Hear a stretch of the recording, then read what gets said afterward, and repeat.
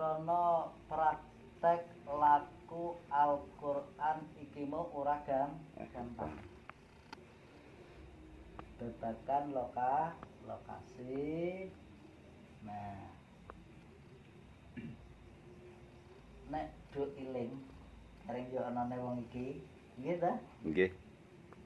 Babagan kelanjutan lokasi iki mau tak percayake Pak Man, Kang PI, Pak Diratman, terus Kang Nurdin.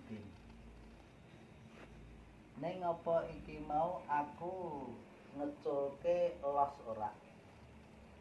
Krana angel dadi yo tak culke ndase ning tak bujengi buntute. Kenyataane apa Kang Nurdin? Ana kekeliruan yo gerangane jeh Temandang. Nah. Terus ana dawuh ning gone tatanan ikimu tak tonton. Tak tonton krana iki mau nak iso apa-apa iki mau amanah. Nah, jadi penanganan kerjaan iki mau tak limbahke Kang iki. Terus sing iso diukir yo ora kayu. Nyatane jenengan yo ngukir tangan yo persis jempole yo kaya padahal yo ora ndelok jempolku. Nah. Terus iki mau di wektu mau lengah.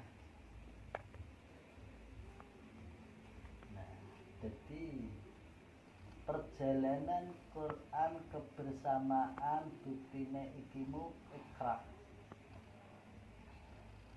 Iqra sing langsung surat ning gone awal wahyu ikimu Rasulullah langsung dijalankan. Ning nyunggur wong papat. Abu Bakar, Umar, Utsman, Ali. Nah, sehingga iki mau duwe tabiat pola pikir sing beda. Ning kok perjalanan Quran ego kabeh iki mau diilang.